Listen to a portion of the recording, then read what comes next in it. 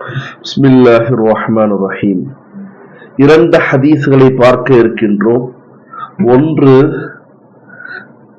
எதை பற்றி என்று சொன்னால், ஒரு நபர் பிறந்த நாளிலிருந்து இறக்கும் நாள் வரை சஜ்தாவிலேயே அல்லாஹிற்காக இபாதத்தில் லைத்திருப்பார் என்று சொன்னால், அந்த அமலையும் அந்த இபாதத்தையும் அந்த ரிசாவையும் அந்த அல்லாஹ்வுடைய பொருத்தத்தையும் குறைவாகத்தான் கியாமத்துடைய நாளில் அவருடைய பிரதிபலனை பார்ப்பார்.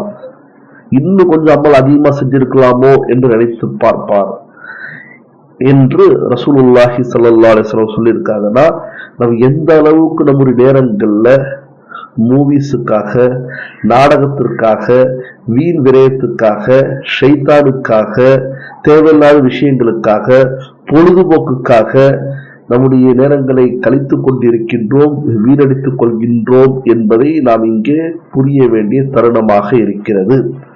எனவே ஒரு நபர் பிறந்த நாள்ல இருந்து இறக்குற வரைக்கும் சஜ்தா செஞ்சாவே குறைவாக நினைப்பார்னா,